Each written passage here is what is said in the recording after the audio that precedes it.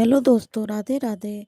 साल 2026 में वो मकर संक्रांति का पर्व जो है 14 जनवरी को मनाया जाएगा। मकर संक्रांति से सभी देवताओं के दिन की शुरुआत होती है। उत्तर नारायण काल भी कहा जाता है।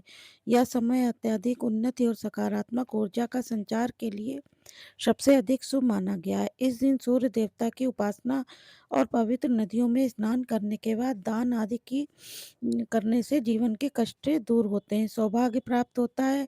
हिंदू पंचांग के अनुसार इस वर्ष संक्रांति काल 14 जनवरी को दोपहर 1:13 से शुरू होगा। विशेष महापूर्ण काल दोपहर 3:14 से लेकर शाम को 5:45 तक रहेगा।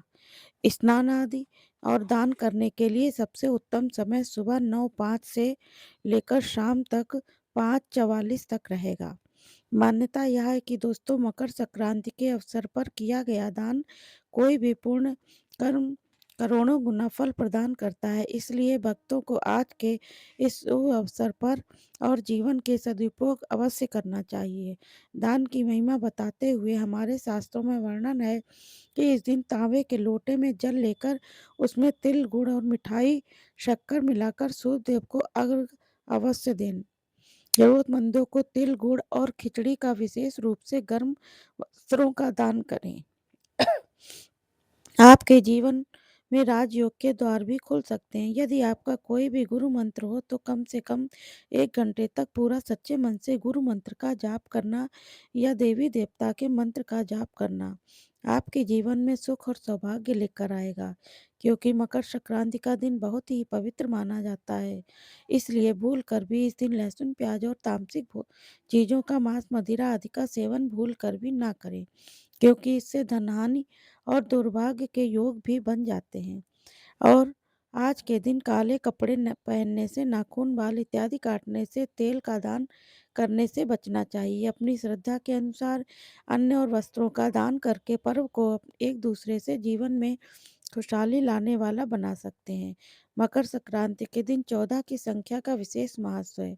इस दिन 14 की संख्या में आप दान कर सकते हैं। 14 सामग्री या अलग अलग 14 वस्तुओं का दान, 14 फलों का दान, 14 तरह के अन्य दालों का दान कर सकते हैं, 14 वस्त्रों का दान कर सकते हैं, या फिर अगर किसी प्रकार का दान करने में असमर्थ हैं तो आज के दिन 14 दीपकों का दीप दान भी कर सकते हैं। 2026 में इस बार 148 वर्षों के बाद एक बहुत ही दुर्लभ सरलोक भी बन रहा है। दरअसल इस बार माघ महीने में सटतिला एकादशी का व्रत भी मकर संक्रांति के दिन ही रखा जाएगा।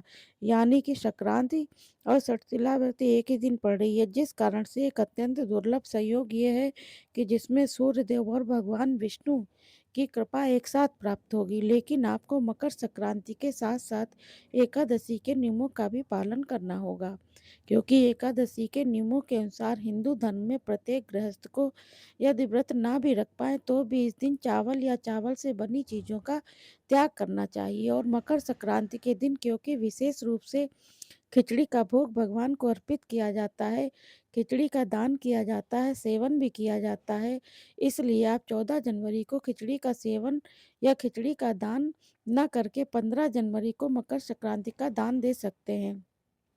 कुछ जगहों पर इस बार 15 जनवरी को ही मकर संक्रांति का पर्व मनाने की बात कही जा रही है, क्योंकि एकादशी के नियमों का पालन करना भी जरूरी है। सूर्योदय होगा 7:14 पर, सूर्यास्त होगा शाम को 5:57 पर, ब्रह्म मुहूर्त 5:38 से 6:25 तक रहेगा। इस दिन अमृत काल दोपहर 3:22 से शाम 5:10 तक रहेगा।